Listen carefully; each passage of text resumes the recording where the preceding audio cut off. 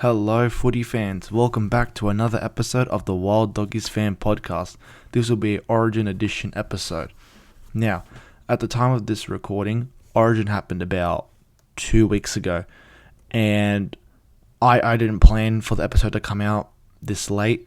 Fortunately, I've had some recording issues with this episode and episode 3 that was going to be talking about, round 20 and then round 21 stuff, but unfortunately, both those recordings did not happen, they were filmed, but then there was a whole bunch of corruption issues, and the audio wasn't sounding right. So, fortunately, I've had to cut this episode, and since I'm quite short for time at the moment, I'm only going to re-record the Origin video and just do that properly for you guys.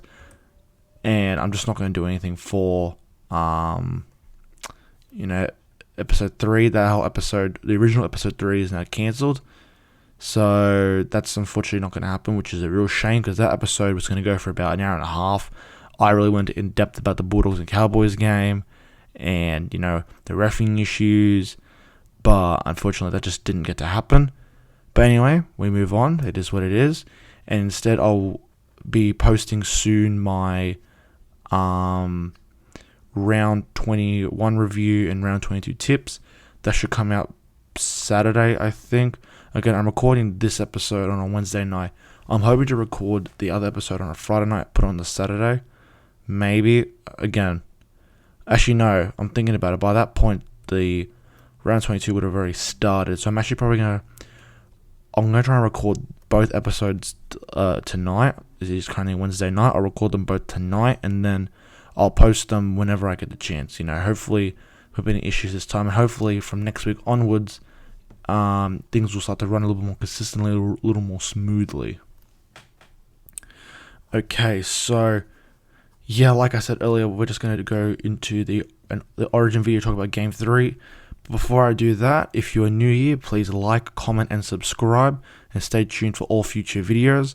And also, if you'd like to see my more active side, please go to my Instagram at the Wild Doggies Fan and follow that page. I am very more active on there. I'm always posting stuff on there because it's a lot easier to post on there.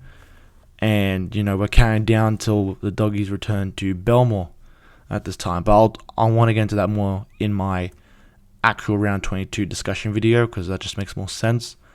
So without further ado, let's move on to the Origin talk for Game 3. Sorry about that, everyone. So for Game 3, I don't know where to begin. That was such a good game. Round of applause, New South Wales. We proved everyone wrong. Even I myself, I thought after Game 1 with the whole sin bin issue, not sin bin, the send off, and then how poor that performance was. I thought, nah, we're done. We're not going to win this series. And then we saw one of the greatest performances from New South Wales ever at Game 2 in Melbourne.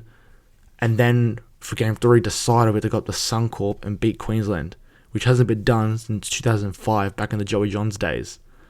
So I didn't know what to expect. Obviously, my previous video was obviously rooting for my home state in New South Wales. I always back the Blues. And they delivered and was probably one of the greatest Origin deciders we've ever seen, one of the greatest games I've ever watched probably. That was such just an intense game of footy from start to finish. It was, round of applause. New South Wales were pulling that off. That was just absolutely brilliant stuff. So, I said so a lot. I'm going to try and stop doing that. That was such a good game.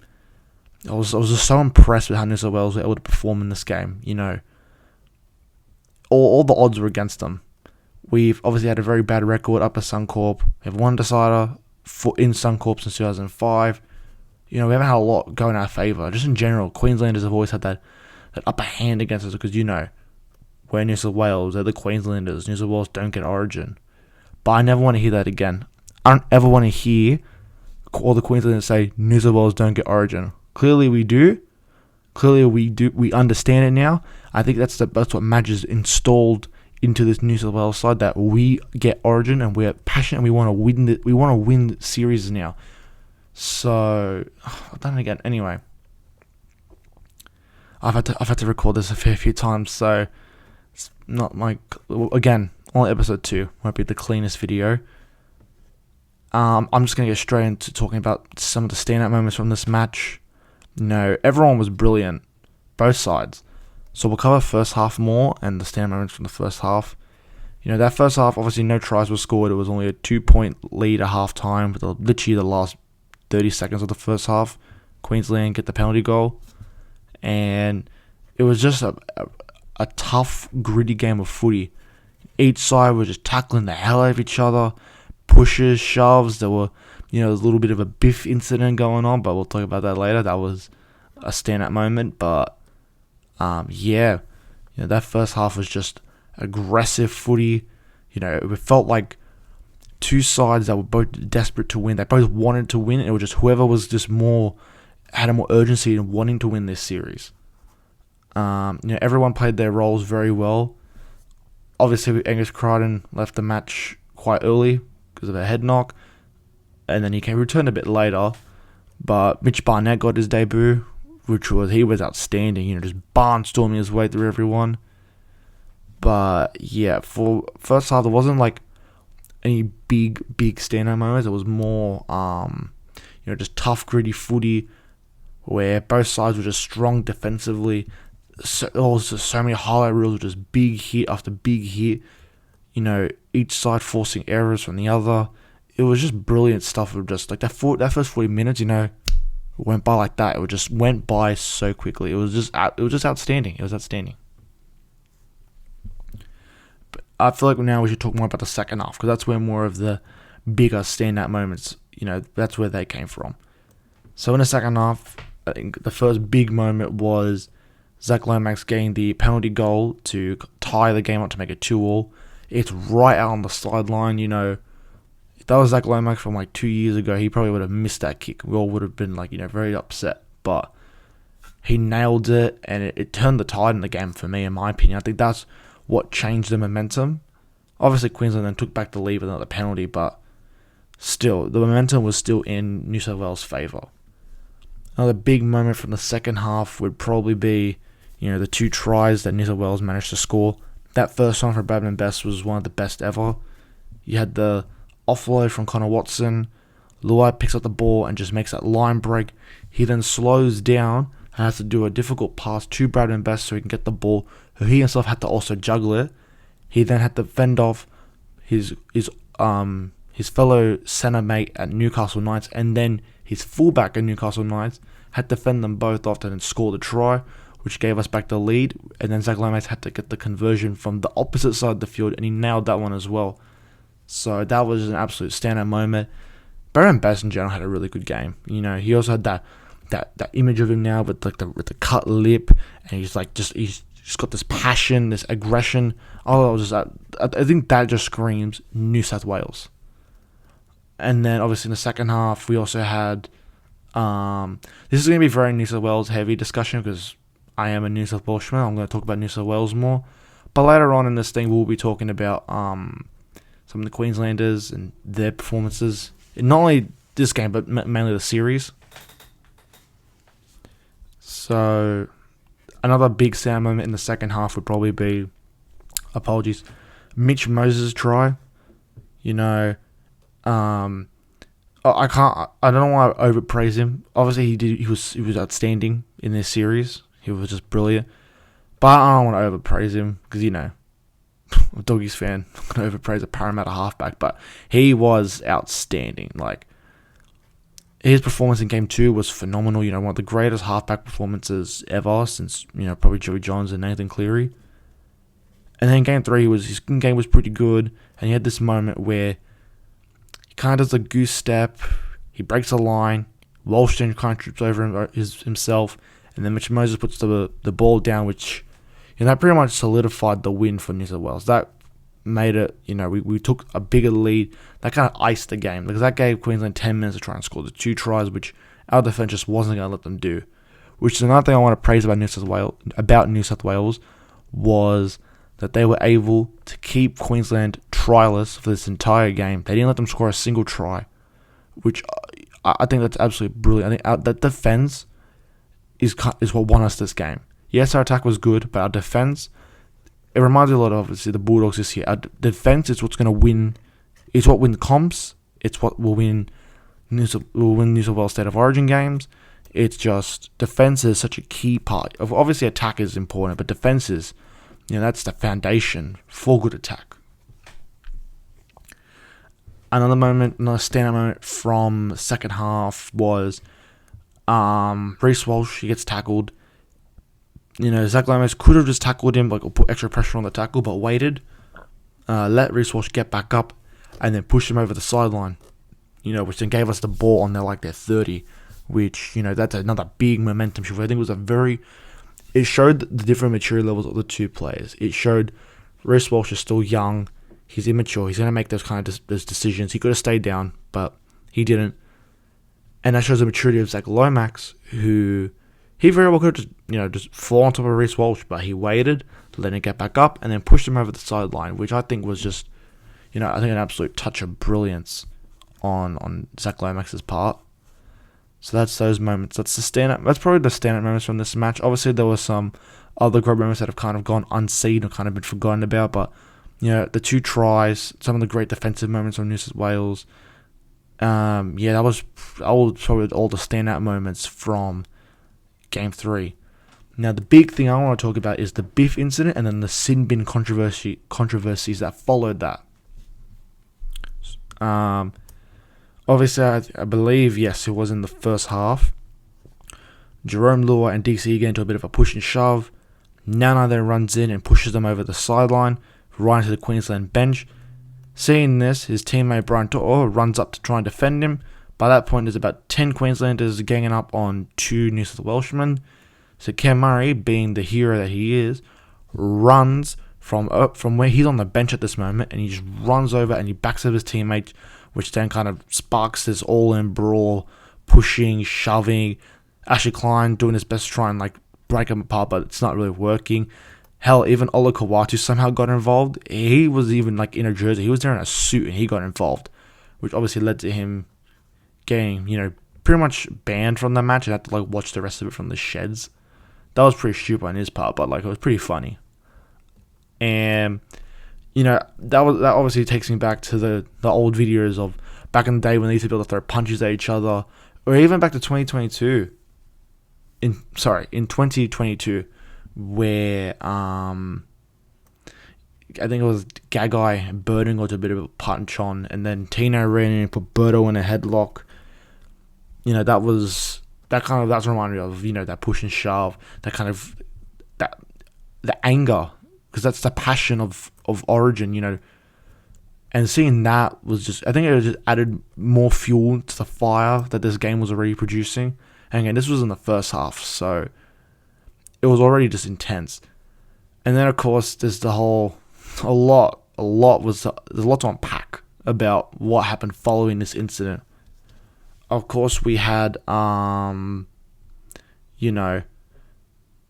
Murray and I think it was Nanai both getting sin bins, which I think was pretty stupid. I don't think they were the ones that deserved sin bin.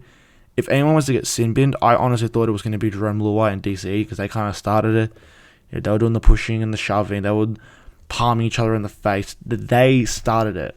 But I get it. Nanai ran in and, kind of escalated by pushing him over the sideline.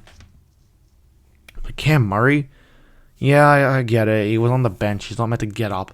But he's backing up his teammates. I think that's just sportsmanship. I think a lot of players were charged for this whole scuffle. I believe $26,100 in fines were issued among all the players. A lot of them copped pay cuts. A lot of them, Cam Murray got, funny enough, only New South Welshmen got actual match suspensions. Cam Murray's been suspended for 2 matches and Ola Kawatu for 2 matches, which I thought was absurd. I thought if you're going to sin bin Queenslanders, someone from Queensland should be missing matches, not only New South Welshmen, because Queensland started, DCE started this whole thing by, he actually hit Drummoy first, and then they kind of started this whole scuffle, which I think was just absolutely, I think it's abysmal. I think Queenslanders are just too protected at this point, and I think that's an absolute joke. But unfortunately, that happened a while back now. There's not much you can do about it. It is what it is. But still, it's an absolute travesty that only the New South Welshman got suspended, not a single Queenslander. They only got a bit of a pay cut, but it's just, I guess that's just what I should be used to, as a Doggies fan. I should be used to having my team, the team I support, get the short end of the stick. So, yeah, hell, even Matt Burden somehow got charged. He was trying to break up the damn fight, and even he got charged. So, it was just really strange why so many people got charged. I feel like that shows, honestly, it's State of Origin. Let the boys play on.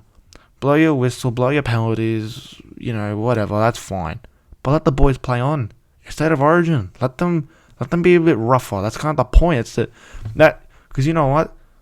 I'm saying this because in like a year or so, they'll be showing the scuffle as a highlight reel for the advertisements and the promotion. When they want to promote the game, they're going to be showing the clips from this scuffle, even though, oh no, we this isn't right. We're going to charge people. We're going to ban people. But you know what? We're going to show it next year to help sell the game.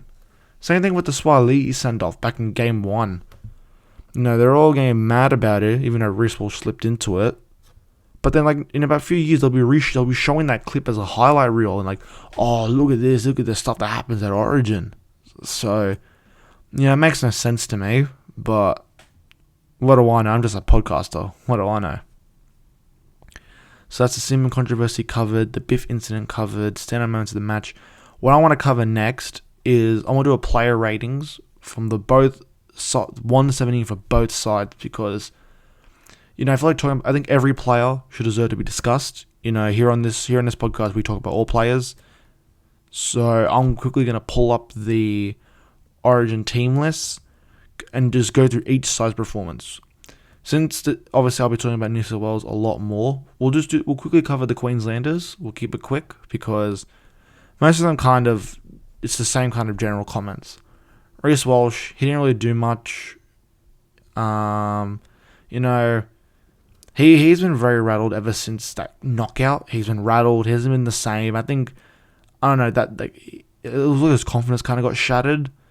But at the same time, New South Wales has done a very good job this whole Origin series just to shut him down, minimize his play, because when he's off, he's off. But I think that's it for Reece Walsh. And when I do player ratings, I don't mean like I'm going to rank him out of 10. I'm just going to just talk about the general performance. Cobbo, kind of the same thing. He didn't do much. He got... Actually, both him and Gagai just didn't do much. They kind of were shut down a lot. Gagai got fended away by his centre partner, Bradman Best, which then led to Bradman scoring the try. The Hammer, out of all of his Origin appearances lately, that was probably his weakest. Normally he scores a try in every game. That's kind of what's made him the big Origin superstar, but he just... Crichton, our captain, the Bulldogs captain Stephen Crichton did a very good job at shutting him down and not letting him score, or not really letting him do much, which I thought was really good. Val Holmes was paired up against Zach Lomax. He did alright. He was able to kind of shut down the Zach Lomax catching the ball. And I think about the Hammer really quickly. Like, he spent a lot of time in this game kind of trying to shut down Lomax, which, I mean, fair enough, because as we saw in both Game 1 and Game 2, kick the ball to Lomax, he'll most likely score. Tom Dearden, he was actually really good. You know what? As much as I'm probably going to be shitting on the Queenslanders, Tom Dearden was actually really good. There were a lot of plays where Mitch Moses would get the ball and Dearden just runs out of line and shuts him down. Hell, he's not really that tall of a player, and he was able to take down Liam Martin. He made him not drop the ball. Tom Dearden was probably one of the best players for Queensland this series. He was consistent. He was stepping up for Cam Munster after he had that groin injury, and Dearden just delivered. He was solid for this series for Queensland. So, Tom Dearden, I'll give him his flowers. Now their captain, their halfback, DC. My God, you long-necked shithead. I'm sorry. He annoys the hell out of me. Like, I was listening to him saying how he thinks Cam Murray deserved to be sent off for backing up his teammates. I'm sorry, but didn't you start the whole scuffle? Didn't you start the push and the shove? Like, you should have been sin-binned. Like, oh my God, it's just frustrating. He's always complaining, he's always whinging, but then if his team wins, oh, well, from the worst Queensland team ever. Thank you. Like, shut up, man. Like, shut up. I'm sorry, but DCE, one of my least favorite players. Yes, he's an esteemed player. He's the most capped. I believe he's the most capped Manly player of all time. Whatever. But he's so arrogant. He's so full of himself. So, yeah, I'm not a big fan of DC, as you can tell. But, and again, besides that really good performance he had in Game 1, both Game 2 and 3, he was kind of shut down a lot, didn't really get to do much. Now for their forward pack, Mo Fotuaika and Felice Kafusi, they were actually they were meant to be on the bench, but they were brought in last minute. Like, they didn't do much. I didn't, really notice their performance. Same as for Harry Grant and Hooker. We targeted his sternum a lot this entire match, so he really didn't get to do much either. Ruben Cotter, he was alright, a little bit grubby at times, but he was alright, he wasn't too bad. Kurt Capewell, I'm still a bit baffled how he got picked over David Fifita. Actually, this whole Origin series, I still can't believe David Fifita, thank you for not picking him, but why wouldn't you put him in your Queensland side? He's arguably one of the best second rowers in the comp. Why would you not have him in your side? Surely there must be some hidden agenda or hidden reason why Fifita's not getting picked. But you know what? As a New South Welshman, I shouldn't be complaining about that. Thank you, Billy, for not picking him. So that's great. Pat Harrigan, he was actually pretty solid this series as well. Nothing outstanding, but he was solid. Ben Hunt, besides his blitz performance in Game 1, didn't do much the rest of the series. Same as Collins. Nana kind of only really had that push and shove. And Kalen Ponga. Now, obviously, at first when I heard he was going to get brought on, when everyone's all tired out, you bring on KP, you're thinking, oh, shit. He's going to run circles around us. He's going to try and expose the weaknesses in the forward pack, but nope. We didn't do that. We didn't let him do that. We shut him down. We came prepared, and I think that just more of an achievement from the coaching style of Madge Maguire and what he was able to do. He knew Kalen Ponga was going to be a threat, and we shut him down. Again, Bradman Best toppled over him to score that try. And Trent Lear didn't get the play. He was 18th man. So now we're going into the real discussion. We're going to go through the entire 1 to 17 of the blue side. At fullback, Dylan Edwards, he was brilliant. I really wish we got to see him play in Game 1, mainly because I was there at the game. I'd have loved to have seen him play live. But seeing his performance in Game 2 and getting man of the match in Game 3, he was outstanding. I still think he is the best fullback in the comp right now. He probably is the best fullback in the comp. I think he's outstanding. He's a hard worker. He's also just Mr. Reliable. You need shit done, to have Dylan Edwards. On the big stages, if you need a player who's going to help the team out during the biggest moments of big games, Dylan Edwards. So much praise to Dylan Edwards. He was outstanding. Now the two wingers, Brian To'o. I have a soft spot for Brian To'o. I think he's one of the best wingers in the comp at the moment. I think he's outstanding. You always need someone to score big tries or do some big tackle breaks or make a huge run. Brian To'o is the person to give the ball to, but he didn't get fed the ball that much this series. This series he got fed it quite a bit in Game 2, but otherwise than that, he wasn't given the ball much. But he was pretty good. He did the little 1%ers that added up into the big picture. Now for Bradman Best. Again, that number 3 center spot has been changed 3-4 times this entire series. First was Swiley, who obviously only got 7 minutes. Latrell Mitchell, he was great. He brought the grubbiness and the grit of New South Wales. And then Bradman Best came in.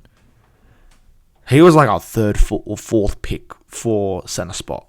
And he was really good. Obviously, he scored that big try that that was the biggest momentum swing in the game. But he was great as well. At the start, he was very rough. I remember we had a couple of line breaks at the start, and he kept dropping the ball, or he'd miss a few tackles. So he didn't have the greatest start, but he finished well, which I thought which is the most important part. You really want your players finishing well instead of starting strong. Well, you want them starting strong and finishing well, but if you can only have one, I'd rather have my player finish strong than start well. That's pretty much it for Bramham Best. Now the big one, obviously the Doggies fan, I'm going to want to talk about, the other centre, Stephen Crichton. He's probably one of the most unsung heroes of this entire Origin series. Again, he was even brought into the leadership role. Like he was part of the leadership group guiding this team. Because him as a leader has been outstanding for the Bulldogs and is being outstanding for New South Wales. Like, you need someone to make a big line break? Stephen Crichton. You want someone to give the ball to Lomax? Stephen Crichton. You need someone to shut down a big player? Stephen Crichton. Like, there's not much else I can say about him. He just... and even in general, I've always loved... Even before he became to the Bulldogs, I've always loved Stephen Crichton. I think he's one of the best centers in the world at the moment. He's outstanding. So him coming to the Bulldogs has obviously kind of boosted that. But even on my page, I say I'm the number one Crichton fan. I freaking love the guy. He's just such a good player. So seeing him at Origin doing it well there as well is outstanding. Now we're going to talk about Zach Lomax. He had a lot of work to do this whole Origin series. 18 months ago, if I was told Zach Lomax was going to be in the New South Wales Origin side and I was actually happy with it, I would have laughed at you. I would have told you to get the hell out of here. What are you on about? But he proved me wrong this entire Origin series. He was outstanding. He nailed 2 important conversions. In game 1 and 2, he caught the ball to score a try, which was just a great combo with Mitch Moses and Nico Hines. That was just great, giving him the ball to score tries. He was just great this whole Origin series. He didn't do any of his stupid flick passes. He just ran his line and he scored tries. He was such a stable winger as well. So I think moving forward, he is in a definitive spot on the side, which creates a very good problem for Madge. Going into next year, you're going to have players like Latrell Mitchell, Tommy Turbo, competing with all these boys for spots in the back 5. But again, it's whoever's in form, whoever's not injured. That's just how it is. Now we're going to go into our 5'8 Jerome Luai. Again, I think this entire Origin series, he also was outstanding. Look, if he was to win the Wally Lewis medal, I wouldn't have complained. I thought he was outstanding this entire Origin series. Coming off of last year, he always had that controversy of when he put that Instagram story of, chill out, you idiots, you go work tomorrow and all that. But and he obviously had a lot of pressure to try and back up or try and perform well after pretty much being the halfback for Panthers the majority of the season with Cleary out. And he was just great. He ran the ball well. He did his goose steps well. He passed it out very well. His kicks were great on fifth tackle if he was doing the kick. He was one who created the line break. I think he did one of the most strategic and mature plays. He very well could have ran the line himself and tried and scored. He most likely would have been tackled. So what did he do? He looked around. He saw Barry Members running up on him. He wouldn't have been able to hear him because the crowd was erupting at that point. But he slowed down the play and took the risk to pass the ball to Brandon Best. That is the sign of a very mature player. For all the Tigers fans listening, or just Tigers fans in general, if you saw Jerome Luai's performance, not only at New South Wales, but at Penrith this entire season, you'd be having dreams about what he's going to be doing for you guys next year when it comes to Tigers. He's going to be outstanding. I think he's matured a lot this year. He's clearly proven that. And yeah, I can't start giving my flowers to the entire New South Wales side. But Jerome Luai was a standout. Now, Mitch Moses, the halfback, he was great. Obviously, a lot of people claim he should be the new permanent halfback. Now, obviously, at the moment, I would tend to agree. But if I had a choice between Nathan Cleary or Mitch Moses, I'm going to be picking Nathan Cleary.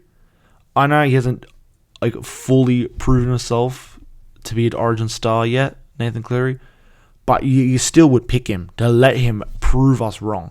But Mitch Moses was absolutely great this series. Had one of the greatest performances in Game 2, and in Game 3 had that cool try, a lot of great kicks. So that's another great performance from Mitch Moses. Now, our captain, Jake Trbojevic, only played for 23 minutes, and that was in the first half, and then didn't touch the field for the rest of the game. Now, look, I get it. He's great for morality. He's the NRL nice guy. He's actually the nicest guy in the comp. and he's just in general just a very good person. But as our captain, he shouldn't be on the field for only 23 minutes and then not see him again. Obviously, in game one, we first thought that was happening because, like, the send-off has tired everyone out. But then they did it again in game two, and then again in game three. And you're thinking, like, I don't think he should have been our captain. I feel like if he was only kind of picked because we had no one else to pick because of injuries. Like, I would have given it to Cam Murray, Crichton, Luai. I mean, not Luai. But those two would be my picks for captain. Like, not really Jake, but...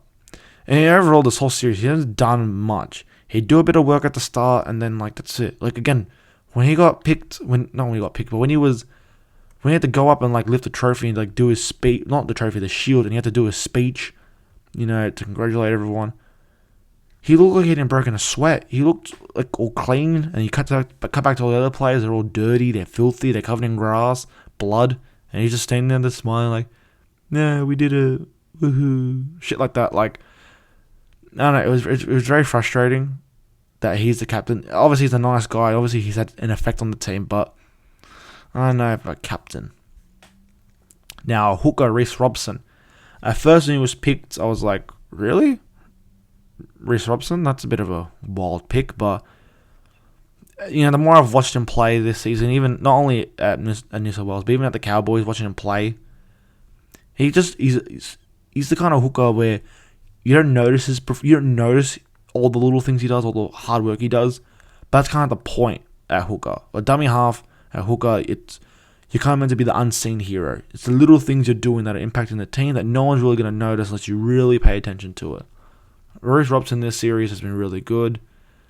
Obviously, if Cookie or Damien Cook, shouldn't use his nickname, Damien Cook, Cookie, whatever, or Appy Coruscant, they both maybe play a bit better next year. Maybe they might get picked, but I think Reece Robson was really good. Now, some of our bigger forward pack members, Payne Haas, he hasn't really had the opportunity to bloom as an Origin player yet. That was until Game 2 and Game 3. He had such a huge stack amount of work to get done on both games, and he absolutely delivered. He had his big bollocking runs. He was charging down players. He was just pushing and shoving. It was just a lot of determination. And seeing him run for like 100 plus meters both the games was just great. He really has not matured, but he has blossomed as a player for New South Wales. And he was just great doing those big runs. Now, Liam Martin, like, Game 3 was a bit of a letdown after the brilliant performance he had in Game 2 and the really morale. He really was trying to boost the morale in Game 1, but his performance in Game 2 was and even Game 3, he was just really good this entire series. For Liam Martin has just been great this whole series. So seeing him perform so well was great. And obviously he had that really bad tackle where Tom Dearden chopped him down. But other than that, he was great. Now the big one, the Wally Lewis medal winner, Angus Crichton. I didn't fully expect him to get the medal, but I'm 100% not complaining. When you think about it, he is probably the best second rower in the comp at the moment, and it makes sense. And you think about the start of the year, he wasn't even picked for first grade. He was playing reserve grade at the start of the year. You look at him now, and everything he's had to battle, all the mental battles he's had to deal with. To see him now come play for Origin and win the Wally Lewis medal, it's an outstanding story. And even just the way he's been playing in these games. One of the biggest issues that New South Wales get is that we're too nice to the Queenslanders. We give them too much respect. That's not an issue for Angus Crichton. He's pushing, he's shoving, he's putting his hand in their faces. He's like, get the fuck off me. He doesn't care. He's like, and he's putting his videos of him going and saying, what now? Like, he doesn't care. He's there to play tough, gritty footy. And I just love it. I think just his story, what he's done, who he is as a player, I think he's been outstanding. So him as the Wally Lewis medal winner, I can't complain. I'm very happy with that. He was brilliant. And yeah, even if you're a teammate, like Lindsay Collins, he put his hand in his face. I think he put his finger in Ruben Cotter's mouth. Like, he doesn't care. Just get the F out of my way. He's pushing, he's shoving, he's doing big tackles. He bullied the crap out of Reece Walsh, which I thought was hilarious. So Angus Crichton, well done. Another outstanding player. Now for Cam Murray. He's always been one of my favourite Souths players because he's one of the nicest players from Souths. I think he should have been our captain, but he was obviously injured for game 1. You can't have an injured player as our captain. And I think him being sin bin was an absolute joke. He was on some king type shit doing what he did, running across the field to go back up his teammates who were pretty much being ganged up on by all the Queenslanders. Him being sin binned and then being suspended for 2 matches was an absolute joke, but regardless, he was great. He was great at lock, and I feel like if barring him from injury next year, him being in the side would be brilliant. Now for an interchange. I'll kind of keep these kind of brief because I don't want to really take up too much more of your time, listeners. Connor Watson, he didn't come on till pretty late into the game, but he had that great offload that led into that try. That was pretty good. Isaiah Yeo was really good. Obviously, to me, he was kind of more of our captain this series. Like, when the ref is talking to the captains, he's talking to Isaiah Yeo more than he's talking to Travojevic. So, for me, Isaiah Yeo was our captain. I like that part during the game where he just tuck his head down and he just try and run. He had these bollocking runs. He'd try and break through the line. He was just going for it. I think he learned his lesson from game 1 when he threw that pass that led to an intercept. Just back yourself. Run yourself. Now, Mitch Barnett. Absolute psycho. He's been great for the Warriors. And him getting his debut at Suncorp was... that's just great. And he had the chance... He got to play very early, a lot earlier than he expected. And he didn't disappoint. Big runs, big tackles, big tackle busts. It was just great. So Mitch Barnett was outstanding. Now Spencer Leniu, or some people like to call him Spen Diesel, Backfed Spence, whatever you want to call him. He was another just psycho this game. He just runs in and just pushes everyone out of his way. And he's got that psycho eyes, just a crazy eyes, just pushing everyone out of his way. He doesn't care. And I think that's just more of what New South Wales needs. More of these psycho players who just want to just absolutely pummel the Queenslanders. Spencer Leniu was another great player this season. And now, of course, the best 18th man in the world, Matt Burton. Too much this game, obviously. Didn't get a chance to play. The only thing he did was get caught in a scuffle and got charged for it, which I thought was absurd.